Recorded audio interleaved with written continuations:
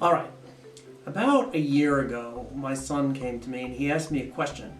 My son was in the third grade at the time, and he asked me a question which was, how old do you have to be to make a book? And I had never been asked that question before, so I had to think about it. Because how old do you have to be to make a book? Well, I'll tell you one thing. When I was in the second and the third and the fourth grade, it was impossible to make your own book. You couldn't do it. You needed a big company and a whole lot of money, and you couldn't make your own book. But here's the strange thing. That's not true anymore.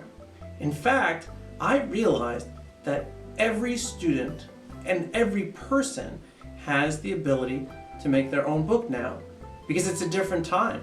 Everyone has the internet, which is incredibly valuable, and that means everybody can make their own book, no matter what your age is.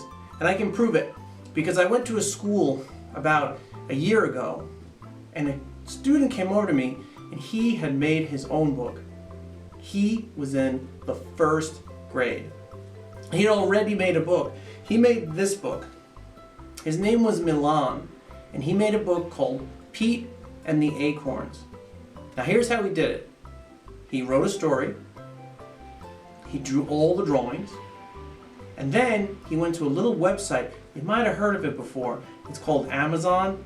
Well, if you haven't heard of it, look it up.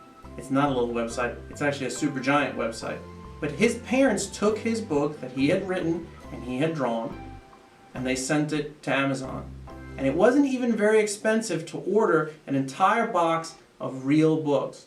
And he got these real books from Amazon and he gave them out to all the kids in his class, and he gave it to me. And actually the book was for sale on Amazon too, which meant anyone in the world could find Milan's work. So remember, when I was a kid, it was impossible to do this. But that's not true anymore.